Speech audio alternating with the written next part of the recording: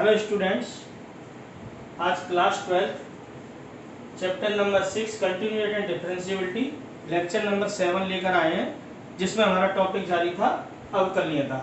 तो प्रश्नावली 6.2 करा रहे थे, जिसमें 1 से लेकर 5 तक क्वेश्चन करा दिए थे। आज कुछ कठिन क्वेश्चन कराएंगे, तो क्वेश्चन नंबर 6 से आगे कराते हैं। जितने भी टिपिकल क्वेश्चन है उनको करने का प्रयास करते हैं, ठीक है ना। तो इसको ढंग से समझना है। तो प्रश्नावली 6.2 क्वेश्चन नंबर 1 से 5 तक तो ही गए थे। क्वेश्चन नंबर देखेंगे 6। क्या कह रहा है इस क्वेश्चन में? ये सब आसान क्वेश्चन है। क्वेश्चन नंबर 6 में ये कहा है कि फलन दे रखा है, इसकी x बराबर 0 पर अवकलनीयता का परीक्षण करना है। फलन किस प्रकार दिया है कि fx बराबर क्या दे रखा है, 1 माइनस कॉस एक्स अपॉन 2 यदि x इज लेस देन और इक्वल टू 0। और क्या दे रखा है इसमें, x minus 2x square upon 2 यदि x greater than 0। 1 minus cos x upon 2, x is less than और equal to 0, x minus 2x square upon 2 if x is greater than 0। x बराबर 0 पर अवकलनीयता का परीक्षण करना। आपको बता रखा है कोई फलन f(x) किसी बिंदु x बराबर a पर अवकलनीय कहलाता है यदि उस बिंदु पर उसका बायां अवकलज और दायां अवकलज विद्यमान हो तथा समान हो। तो हमको बायां अवकलज निकालना है और दायां अवकलज। तो बायां अवकलज निकालेंगे f dash a minus 0। a पर जांच कर रहे हैं तो a माइनस 0। अब चूंकि जांच किस पर कर रहे हो, 0 पर, तो 0। आपसे मैंने कहा था फंक्शन की वैल्यू अलग से निकाल लिया करो। जैसे f0 का मान, तो x बराबर 0 कहां पर है, यहां पर है। तो fx की वैल्यू ये है, तो f0 का मान क्या होगा, यहां लगाना है 1 माइनस कॉस 0 अपॉन 2। ठीक है ना। कॉस 0 का मान कितना होता है, 1। ये तो ये वैल्यू कितनी आएगी, 0। तो फंक्शन की वैल्यू कितनी है यहाँ पर, 0। ठीक है ना।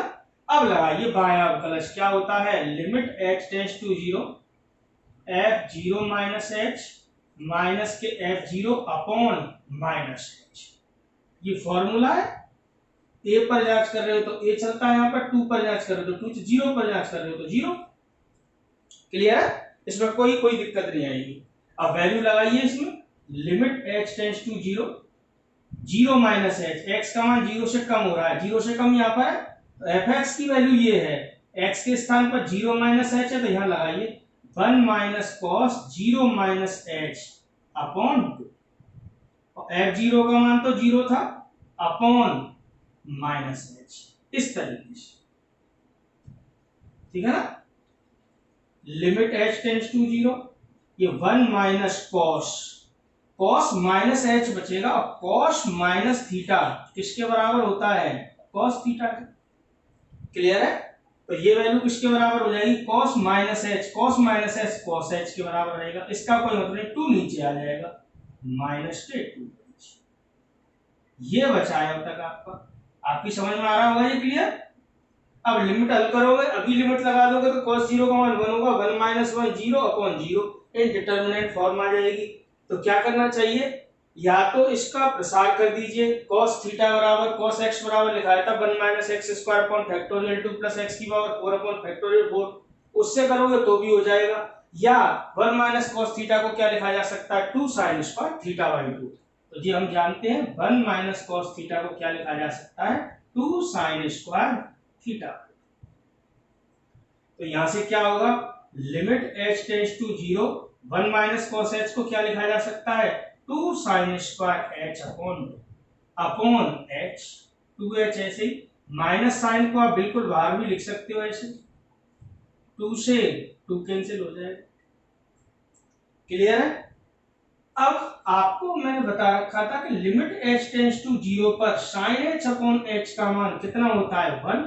और मैंने कहा था ये कोफिशिएंट एक से होना चाहिए। अगर यहाँ h अपॉन 2 है तो यहाँ पर भी h अपॉन 2 है। लेकिन अगर यहाँ स्क्वायर लगा है तो यहाँ पर भी क्या होना चाहिए, स्क्वायर, तो भी इसका मान कितना होगा, 1। तो sin square h upon 2 upon h upon 2 का स्क्वायर हो जाएगा, तो इसकी वैल्यू कितनी हो जाएगी, 1। तो तो h/2 का स्क्वायर बनाने के लिए h/2 का मतलब क्या हो गया, h²/4। यहाँ तो केवल h है, तो इसको वही रूप दे देते हैं। कैसे, समझिए क्या, limit h tends to 0, minus sine को लिख दो, यहीं पे लिख दो। ये देखिए लिमिट h टेंड्स टू 0, ध्यान से समझना, sine square h/2, sine square h/2, ठीक है ना। यहाँ h था तो h का ऊपर गुणा करा दो, h का नीचे, तो h का नीचे गुणा कराओगे तो क्या बन जाएगा, h²। ऐसे काटो तो ये आ जाएगा, लेकिन अपॉन 2, h/2 का होल स्क्वायर होना चाहिए। एक काम करो, 4 का यहाँ गुणा करा दो, 4 का भाग लगा दो। तो अब इसको क्या लिखा जा सकता है, देखिए लिमिट h टेंड्स टू 0, ये h/4 ऐसे ही, और साइन स्क्वायर h/2, और ये क्या बन गया, h/2 का ही होल स्क्वायर। ये देखिए, ये देखिए, ये लाइन समझ में आ रही होगी। अब ये देखो, ये बन गया, और लिमिट h टेंड्स टू 0 पर sine square h/2 upon h/2 का स्क्वायर, इसकी वैल्यू कितनी हो जाएगी, 1। ये वैल्यू तो 0, ये हो गई 1। h की जगह 0 लगाओगे ना, अपॉन 4 0 ही रहेगा, 0 × 1 क्या रहेगा, 0। तो इसकी लेफ्ट हैंड डेरिवेटिव का मान कितना निकल के आ रहा है, 0। क्लियर है। तो ये तो बायां अवकलज हो गया। अब निकालना है आपको दायां अवकलज, ठीक है ना। फॉर्मूला लगाकर दायां अवकलज चेक करेंगे। तो बायां अवकलज का मान समझ में आ रहा है कि नहीं आ रहा है, पहले देख लीजिए, कोई दिक्कत तो नहीं है। फॉर्मूले में लगाकर इसको हल कर दिया। इस लिमिट को हल करने के लिए 1 - cos थीटा को 2 sin स्क्वायर थीटा/2 लिख दिया। अरे जानते थे cos थीटा बराबर 1 - 2 sin स्क्वायर थीटा/2, ठीक है ना, उसी से निकाला। अरे cos थीटा बराबर क्या होता है, 1 - 2 sin स्क्वायर थीटा/2। अब इसको इधर ले आओ, इसको इधर कर, तो यही बन जाता है, ठीक है ना। ये ऐसे ही लिखा, 2 से 2 कैंसिल कर दिया मैंने। अब sin square h/2 upon h/2 square का मान कितना होता है, 1, लिमिट h टेंड्स टू 0 पर।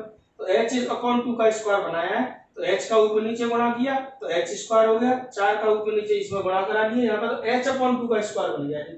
ये पूरी value limit h tends to 0 पर कितनी हो गई, 1 हो गई। यहाँ 0 लगाओगे, 0/4, 0 0 × 1 क्या आएगा, 0। मुझे लगता है ये लेफ्ट हैंड डेरिवेटिव आपको समझ में आ गया होगा। बस आपको क्या करना है, right hand derivative. Right hand derivative के लिए आपको बिल्कुल इस फॉर्मूले में लगाना है, f'(0 + 0). कैसे लिखते हैं, limit h tends to 0, f(0 + h) minus के f(0 अपॉन h। ये देखिए, इस फॉर्मूले में लगाकर केवल आपको हल करना है राइट हैंड डेरिवेटिव को। लगाइए, तो ये मैं यहाँ पर सॉल्व कर देता हूँ, यहाँ पे आपको दिक्कत आएगी, तो यहाँ से मैं निकाल रहा हूँ दायां अवकलज, बायां अवकलज हटा देता हूँ।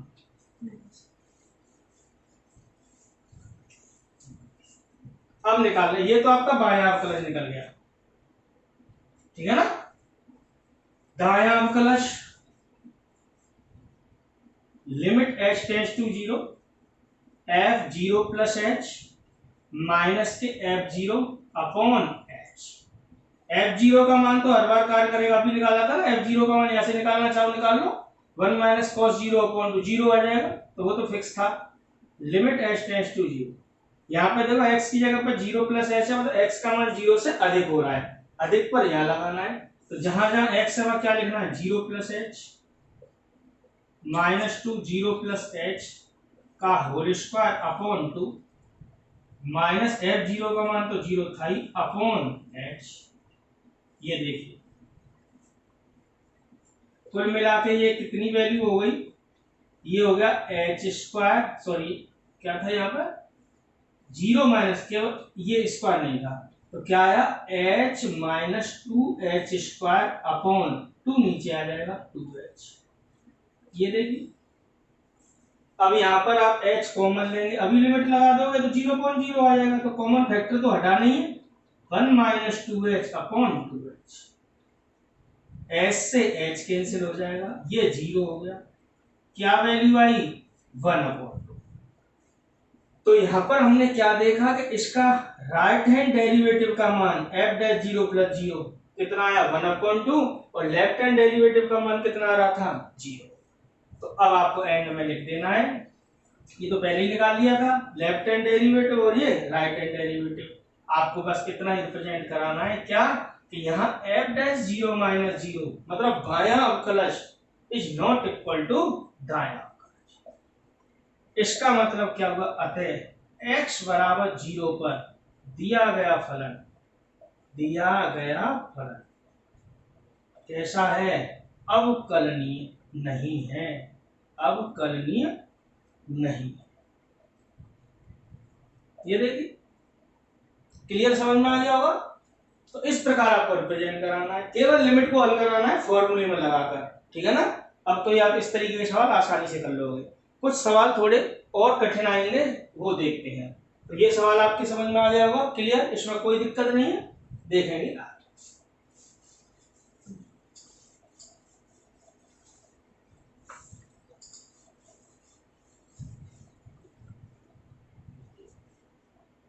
क्वेश्चन नंबर करा रहा हूं मैं आपको 7।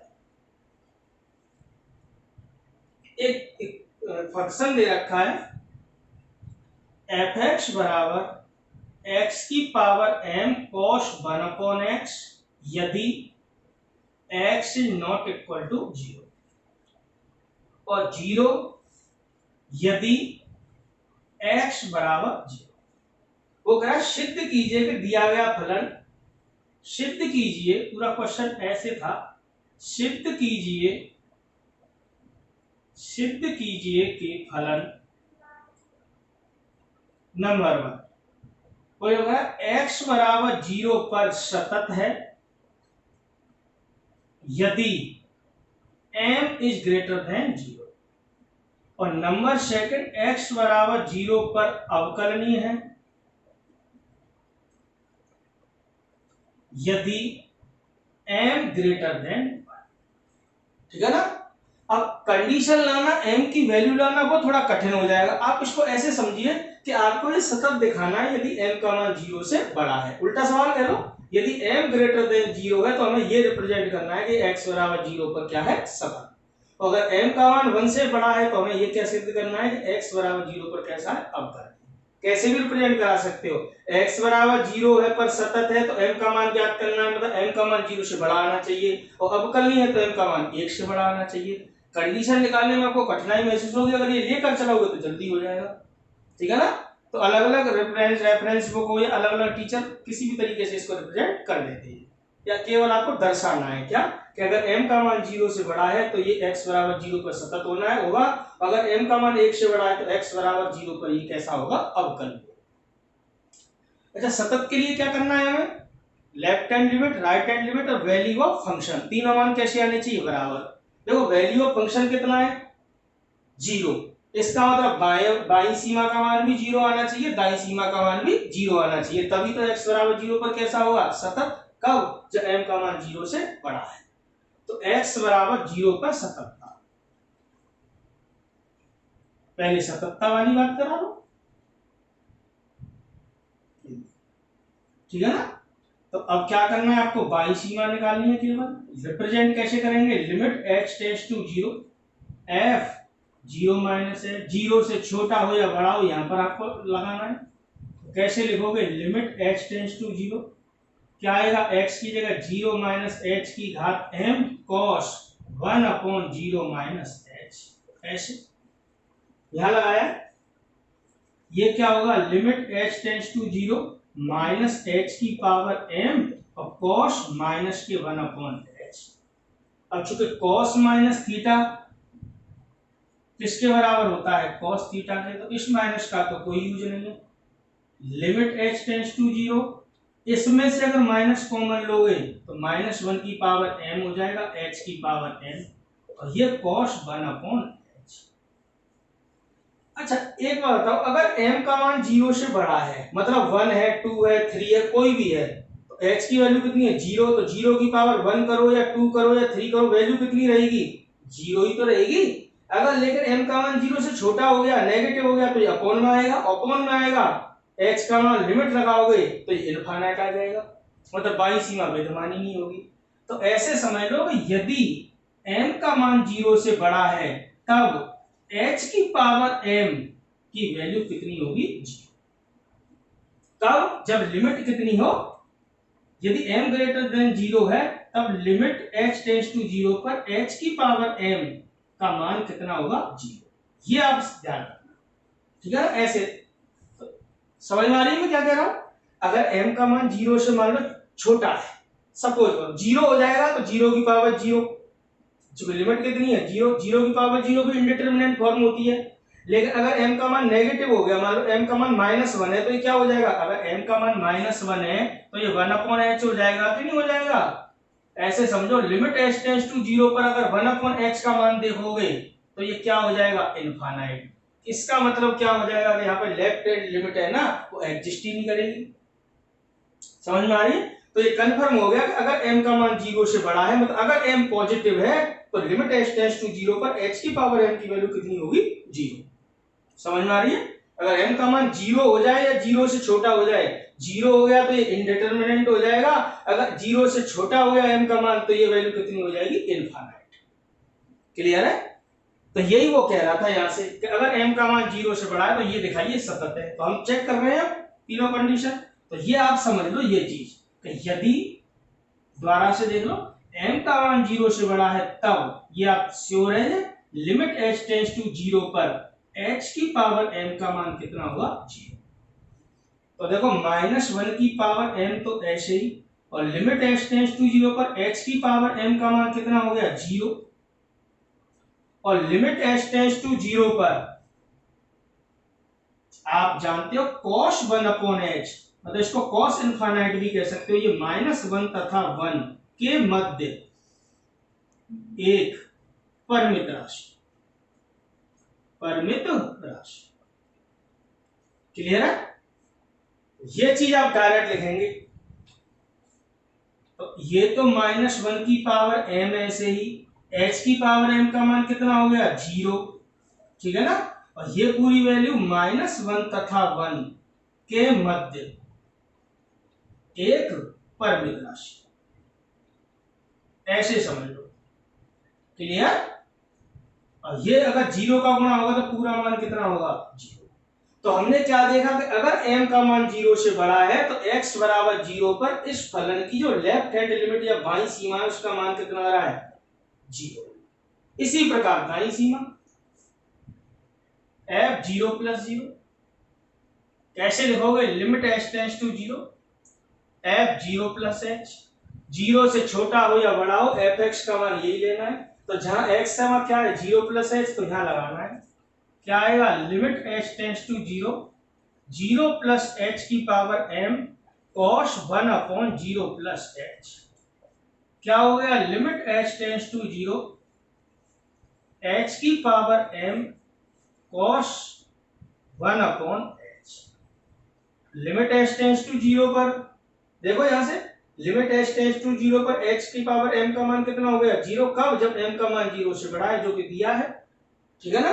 कुछ लोग क्या करते हैं, इसको ज्ञात कर लेते हैं, क्योंकि कह देते हैं कि यहाँ बाईं सीमा और दाईं सीमा फलन का मान तभी बराबर होंगे जब m का मान 0 से बड़ा हो। तो ये वैल्यू कितनी हो गई? 0। और ये मान -1 तथा 1 के मध्य एक परिमित राशि, परिमित राशि। केवल आपको ऐसे लिखना है हर बार। ठीक है ना? देखो आप जानते तो प्रूव है ही, केवल रिप्रेजेंट करना है आपको। ठीक है ना? और उसी के मार्क्स मिलेंगे आपको। ठीक है ना? तो अब 0 का गुणा करोगे तो क्या आएगा? 0। तो ये दाईं सीमा का मान हो गया, ये बाईं सीमा का। और now value of function f0 का मान भी कितना होगा? 0। तो यहां हम क्या देख रहे हैं कि बाईं सीमा बराबर है दाईं सीमा और बराबर है फलन का मान। तो अतः दिया गया फलन f(x) x बराबर 0 पर सतत होगा।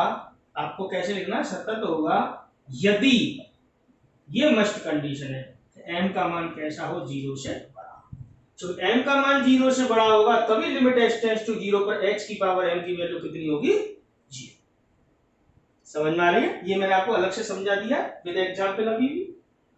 ये आपको रिप्रेजेंट करके दिखाना है। क्लियर? कुछ लोग क्या करते हैं, m का मान निकालते हैं, बाईं सीमा को यहां छोड़ देते हैं। समझ रहे हैं बात? दाईं सीमा को यहां पे छोड़ देते हैं और वैल्यू ऑफ फंक्शन तो 0 है ही, और लिखते हैं कि ये मान और ये मान दोनों एक से ये दोनों मान 0 के बराबर होंगे तभी तो फलन क्या होगा, x बराबर 0 का सतत, क्योंकि फलन का मान कितना है 0। तो इस मान के 0 होने के लिए, इस मान के 0 होने के लिए m का मान कैसा होना चाहिए, धनात्मक। और m का मान धनात्मक होना चाहिए, मतलब m की वैल्यू 0 से बड़ी होनी चाहिए। तो वो m की वैल्यू कंडीशन निकालते हैं। आप कैसे भी करिए ना, रिप्रेजेंट करना है आपको। समझ रहे हो मैं क्या कह रहा हूं?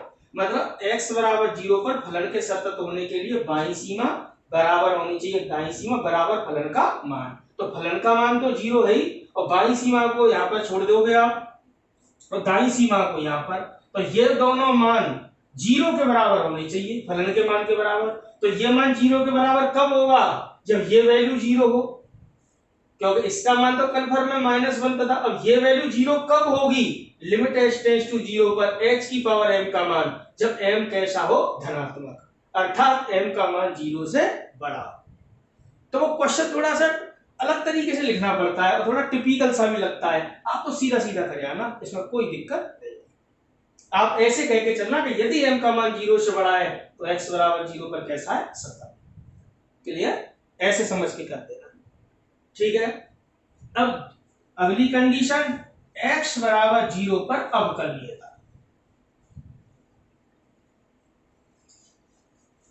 ये देखिए x बराबर 0 पर अवकलनीयता, अवकलनीयता। ये देखिए, तो फलन का मान तो क्लियर है ही। सबसे पहले बाएं अवकलज का मान लिखने का तरीका, limit h tends to 0 f 0 minus h minus के f0 अपॉन माइनस h। लगाइए, 0 से कम या ज्यादा यहां लगाना है। लिमिट h टेंड्स टू 0, ये 0 माइनस h की power m cos 1 upon 0 minus h, x की जगह पर f0 का मान 0 अपॉन minus h। Limit h tends to 0 minus h की power m cos minus theta, cos theta ही रहेगा, upon minus h। Minus h की पावर m, ये माइनस 1 h की पावर 1, ऊपर ले जाओगे तो इसको कैसे लिखोगे, limit h tends to 0 minus h की पावर m माइनस 1, ठीक है ना, एक पावर कम हो गई, cos 1 upon h। Clear? Minus इसमें से कॉमन ले लोगे तो पावर को साथ लेके निकलेगा, h की power m minus 1 cos 1 upon h, ठीक है ना। अब दाएं अवकलज का मान निकालोगे तो बस यहाँ प्लस का चिन्ह लगेगा, h की पावर m, h की पावर 1, ये चीज नहीं आएगी, सेम आएगा दाएं अवकलज। तो ये बाएं अवकलज का और दाएं अवकलज का मान बराबर कब आएगा, ठीक है ना, ये देखना है। तो ये वैल्यू तो कंफर्म है, -1 तथा 1 के मध्य परिमित राशि, मतलब इसका मान 0 होना चाहिए, h की पावर m माइनस 1 का। और h की पावर m माइनस 1 का मान लिमिट h टेंड्स टू 0 पर h की पावर m माइनस 1 का मान, देखो ध्यान समझना, 0 कब होगा, यदि m बड़ा हो किससे, 1 से। क्योंकि m का मान 1 से बड़ा होगा, जैसे 2 होगा, 2 में से 1 जाएगा, एक h की पावर 1 का मान लिमिट h, मतलब 0 की पावर 1 क्या होगी, 0, 0 की पावर 2 क्या होगी, 0। अगर m का मान 0 हो गया तो 0 माइनस 1 h की पावर -1 1 अपॉन h होगा, क्या हो जाएगा, इनफाइनाइट। अगर h का मान 1 हो गया तो 1 की पावर 1, 0 की पावर 1 माइनस 1, 0 की पावर 0, इंडिटरमिनेंट हो जाएगी। तो कहने का मतलब बाएं अवकलज और दाएं अवकलज समान होने के लिए इन दोनों का मान 0 होना चाहिए, और इस पूरे का मान 0 होने के लिए दाएं अवकलज भी सेम आना है। 0 कब होगा, जब ये वैल्यू क्या हो, 0, और ये वैल्यू 0 कब होगी, जब ये वैल्यू है ना, ये पावर ये पॉजिटिव होनी चाहिए, मतलब 0 से बड़ी। और m-1 का मान 0 से बड़ा होने का मतलब क्या हो गया, m-1 का मान 0 से बड़ा होने का मतलब m का मान 1 से बड़ा। तो कंडीशन फाइंड भी कर सकते हैं, और ये मानकर अगर चलोगे तो जल्दी रिप्रेजेंट हो जाएगा कि यदि m का मान 1 से बड़ा है, अगर m का मान 1 से बड़ा है, 2 3 4 कुछ भी, तो ये माइनस यहाँ पर m का मान अगर 1 से बड़ा है तो h की पावर पॉजिटिव रहेगी, और लिमिट h टेंड्स टू 0 पर h की पावर कोई भी पॉजिटिव वैल्यू हो तो उसका मान कितना होगा, 0। तो अलग अलग टीचर अलग अलग तरीके से रिप्रेजेंट कर देते हैं, इसमें कोई दिक्कत नहीं है। तो आप तो ये ऐसे लिखना, अब लिख देना कि यदि m का मान 1 से बड़ा है तब लिमिट h टेंड्स टू 0 पर, ध्यान से समझना, h की पावर m-1 का मान क्या होगा, 0। ये साइड में दर्शा देना बस, और कुछ मत करना। -1 की पावर m-1, ये वैल्यू हो गई 0, और लिमिट h टेंड्स टू 0 पर इसका मान तो कन्फर्म है, -1 तथा 1 के मध्य एक परिमित राशि। तो कुल मिला के यहां से क्या होगा, ये पूरा मान 0 का गुणा होगा तो क्या आएगा, 0। कहने का मतलब क्या हुआ कि आपका जो लेफ्ट हैंड डेरिवेटिव है उसका मान कितना हो गया, 0। ठीक है ना। राइट हैंड डेरिवेटिव में आपको कुछ नहीं करना है, ये तो लेफ्ट हैंड डेरिवेटिव था। राइट हैंड डेरिवेटिव निकालने के लिए आप प्लस का चिन्ह चलाते हैं बस, ये ठीक है ना। तो प्लस का चिन्ह चलाओगे, 0 से अधिक यहीं पर लोगे तो यहाँ प्लस चलेगा बस, और यहाँ पर माइनस हट जाएगा। तो ये माइनस का कोई चक्कर ही नहीं आएगा इसमें, ऐसे समझो, ये चलेगा। h ऊपर आएगा, h की पावर, ये माइनस आएगा नहीं, h की पावर ये आएगी, ये चीज नहीं आएगी। लिमिट h टेंड्स टू 0, ये चीज, और लिमिट h टेंड्स टू 0 पर h की पावर m-1 का मान 0 हो जाएगा, ये चीज नहीं आएगी बस। ये देखिए, ये देखिए 0 का गुणा होगा तो 0, तो आपका जो दायां अवकलज का मान है वो भी कितना हो जाएगा, 0। ठीक है ना, मैं डायरेक्ट कर दिया। तो आप एंड में लिख देना कि यहाँ f'(0 - 0) बराबर होगा f'(0 + 0)।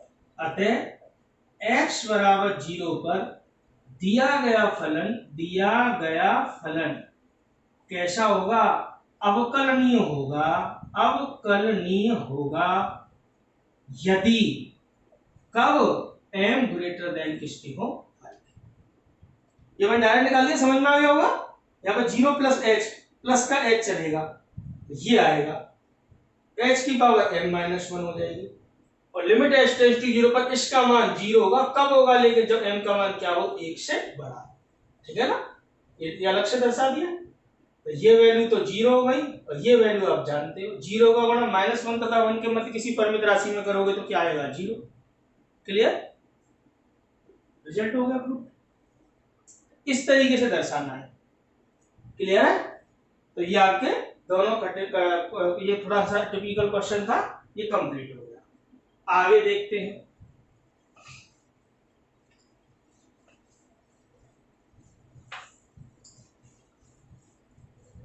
एक ही टाइप के क्वेश्चन है ये।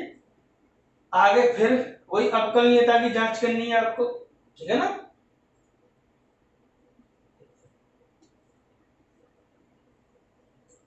क्वेश्चन नंबर है 8, x बराबर 0 पर इसकी अवकलनीयता का परीक्षण करना है। तो इसमें कहीं दिक्कत नहीं आएगी, अवकलनीयता का परीक्षण आप आसानी से इसमें कर सकते हैं। तो ये कर लेना अपने आप। क्वेश्चन नंबर देखेंगे 9, ये ट्राई करके देख लेना, 8वां नहीं है तो मुझे बता देना। f(x) बराबर क्या दिया है, ऐसे दिया है f(x) बराबर mod x/x यदि x ≠ = 0, और इसका मान 0 यदि x बराबर 0। कह रहा x बराबर 0 पर अवकलनीयता का परीक्षण कीजिए।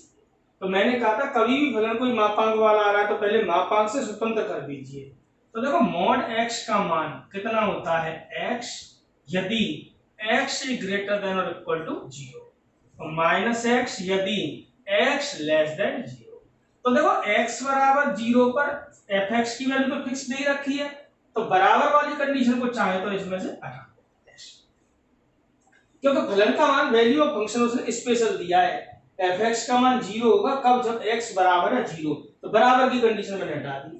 तो mod x का मान x होगा कब, जब x का मान 0 से बड़ा है। तुम कहोगे से बराबर क्यों हटा दिया, क्योंकि x बराबर 0 पर इस f(x) का मान उसने फिक्स कर दिया था। कितना दे दिया उसने, 0। तो इसमें आपको कुछ भी नहीं करना है, वैल्यू ऑफ फंक्शन का मान कितना है 0, तो इसीलिए मैंने इक्वल का चिन्ह यहाँ से हटा दिया, ठीक है ना। तो मोड x का मान मैं x लूंगा कब, जब x का मान 0 से बड़ा है, और मोड x का मान -x यदि x का मान 0 से छोटा है। तो केवल दो कंडीशन को यहाँ पर रिप्रेजेंट करा दो। तो यहाँ पर लिख देना है मापांक से स्वतंत्र करने पर, स्वतंत्र करने पर ये काम करा देना पहले।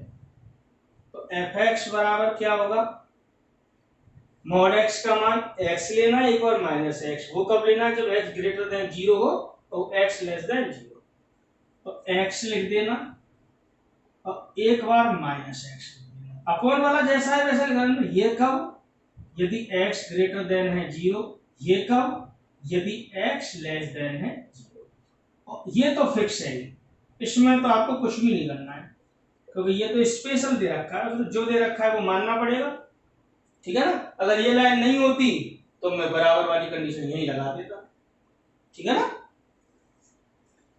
सरल करोगे तो ये 1 कहने का मतलब फंक्शन की वैल्यू कितनी हो गई, ये वैल्यू 1 हो गई यदि x ग्रेटर देन 0 है, -1 हो गई यदि x लेस देन 0 है, और 0 हो गई यदि x बराबर है।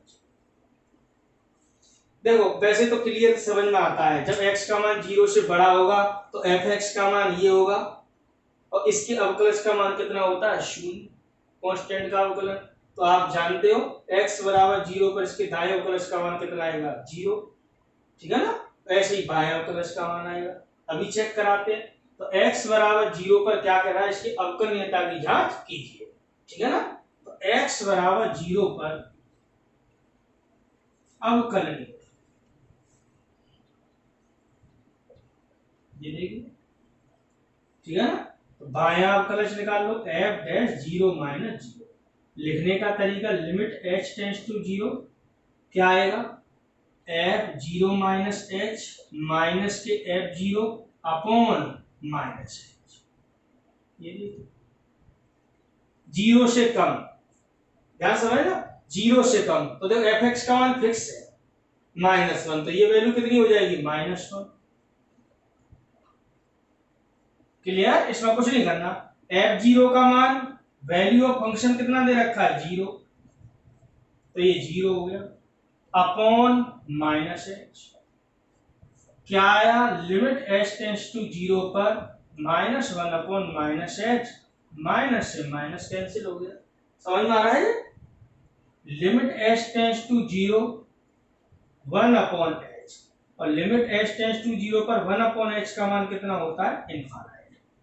तो यहाँ पर लेफ्ट हैंड डेरिवेटिव का मान कितना आ गया इनफाइनाइट। इसका मतलब क्या हो गया, x बराबर 0 पर इसके बायां अवकलज विद्यमान नहीं है, ठीक है ना। तो बायां अवकलज विद्यमान नहीं हो या दायां अवकलज विद्यमान नहीं हो तो वो x बराबर जिस बिंदु पर है उस पर अवकलनीय नहीं होता। तो यहाँ हम देखते हैं, यहाँ x बराबर 0 पर f डैश 0 माइनस 0 विद्यमान नहीं है, मतलब बायां अवकलज विद्यमान नहीं है, दायां अवकलज निकालने की जरूरत नहीं है। अतः x बराबर 0 पर दिया गया फलन अवकलनीय नहीं है, अवकलनीय नहीं। क्लियर है, तो ये कंप्लीट हो गया यहां तक। इसके आगे के क्वेश्चन अभी जारी करते हैं। क्वेश्चन नंबर 9 अपना क्लियर है, इसके बाद क्वेश्चन नंबर कराते हैं 10, ठीक है ना। समझ में आ रहा है, आगे देखते हैं क्वेश्चन नंबर 10। क्वेश्चन नंबर 8 करना, उसे प्रसार करना पड़ेगा e की पावर 1 अपॉन x का 1 अपॉन h स्क्वायर का, ठीक है ना। तो करके देख लेना, नहीं आया तो आप डिस्कस कर लेना। क्वेश्चन नंबर मैं करा रहा हूँ अपना 10, मोस्ट इंपोर्टेंट है, राजस्थान बोर्ड 2000 में पूछा भी गया है, ठीक है ना। क्वेश्चन नंबर 10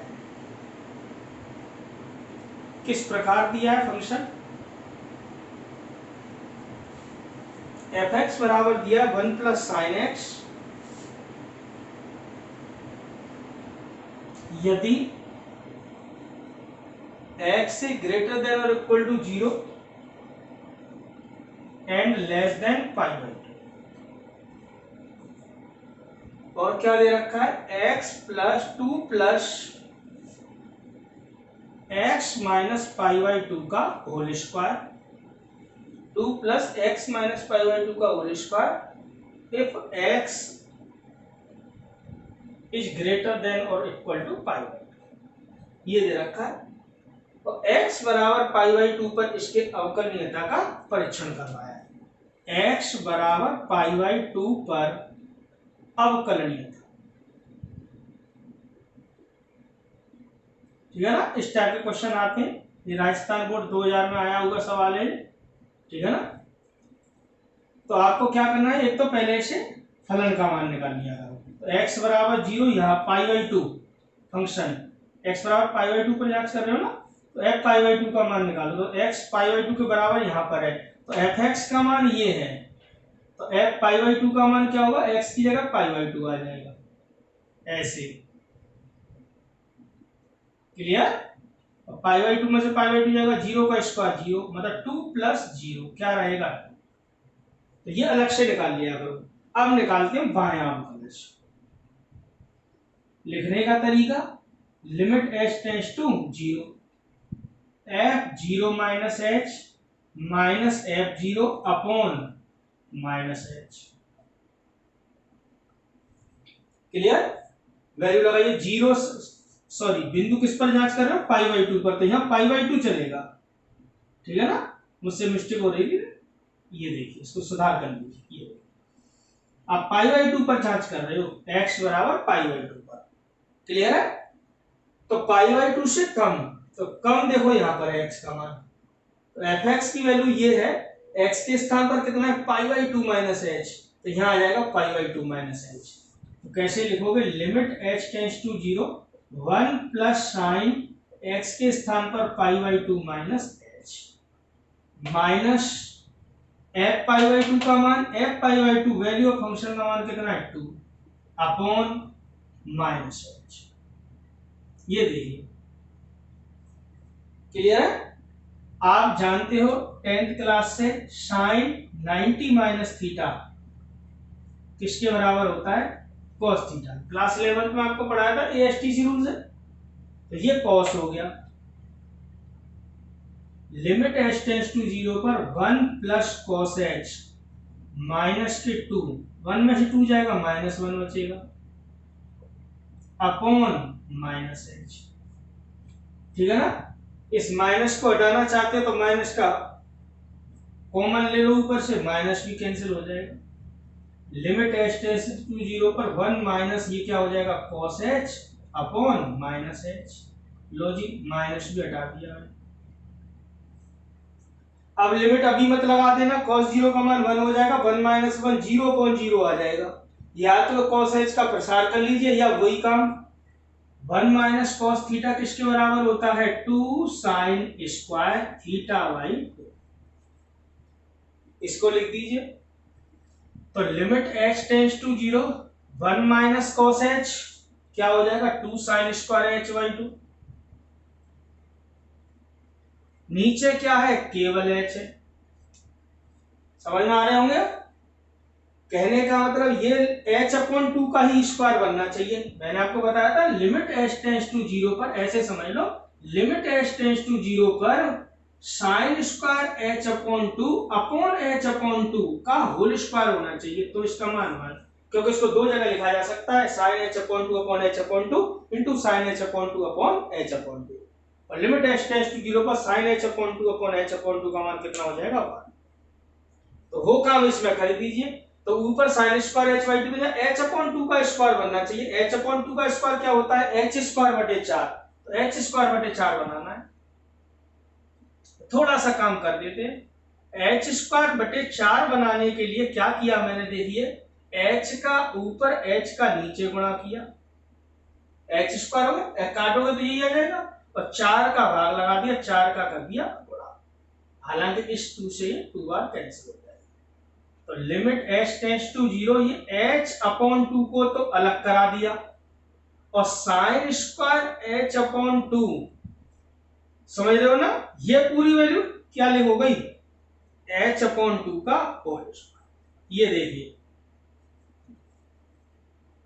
अगर इसको सॉल्व करोगे ना, h स्क्वायर बटे 4 एच से स्क्वायर कट जाएगा, 2 से 4 2 बार 2 ऊपर आ जाएगा तो यहीं पर फिर आ जाओगे, ठीक है ना।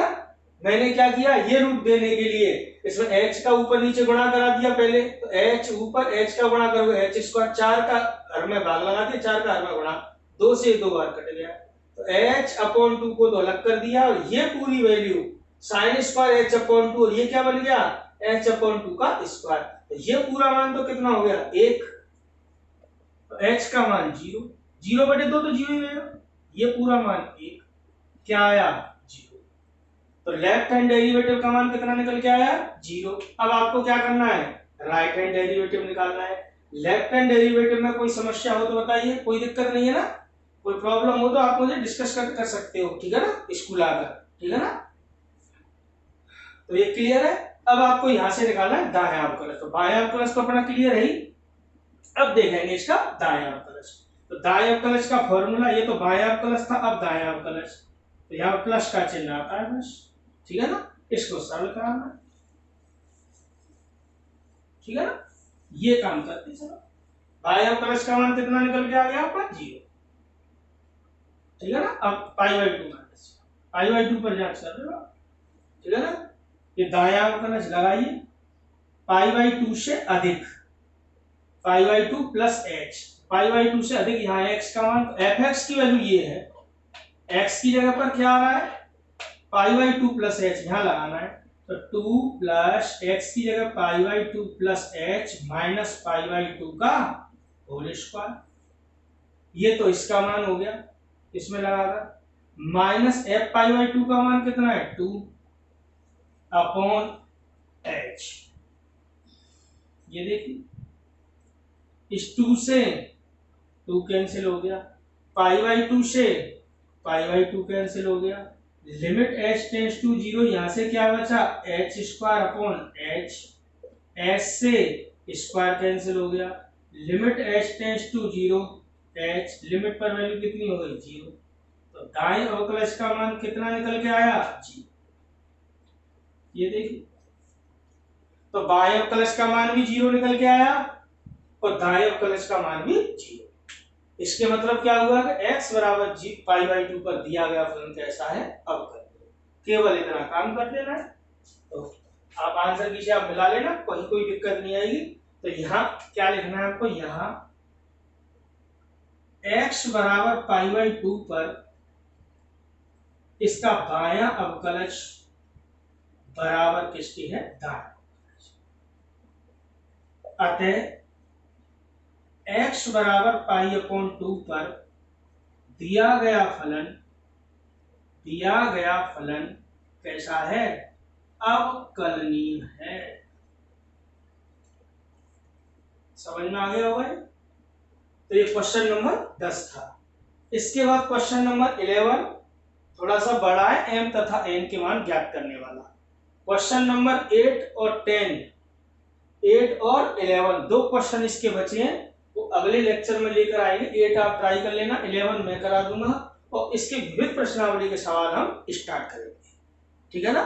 तो अगले 2 या 3 लेक्चर या 2 लेक्चर में ये चैप्टर अपना कंप्लीट हो जाएगा, ठीक है ना। उसके बाद चैप्टर का स्टार्ट कराएंगे अपना 7 अवकलन वाला, जिसका एक क्वेश्चन आएगा 6 नंबर का बोर्ड एग्जाम में। तो ये जो चैप्टर चल रहा है इसका 2 नंबर का आता है, लेकिन कभी लक बाई चांस ऐसा हो जाता है कि इसी का 6 नंबर का दे देते हैं, जैसे कि इस साल दे दिया 2020 में, जो कि पैटर्न के हिसाब से था भी नहीं, उसमें मैंने उसने एग्जाम्पल कराया था, उसमें वो 6 नंबर में दे दिया, x बराबर 1 2 3 पर सततता की जांच करवा ली थी और अवकलनीयता की। तो फिलहाल आज के टॉपिक में आपको ये क्वेश्चन समझ में आए होंगे अवकलनीयता वाले। अगले लेक्चर में आपको क्वेश्चन नंबर 11 में कराएंगे, m तथा n के मान ज्ञात करने वाला इंपॉर्टेंट क्वेश्चन है वो, और साथ ही साथ विविध प्रश्नावली के सवाल स्टार्ट कराएंगे। तो आज की क्लास आपकी समझ में आई होगी, इसको थोड़ा ढंग से पढ़ लेना, और बाकी बातें आपसे अगले लेक्चर में करते हैं, ठीक है ना। तब तक के लिए इसको ढंग से पढ़ लेना, थैंक यू।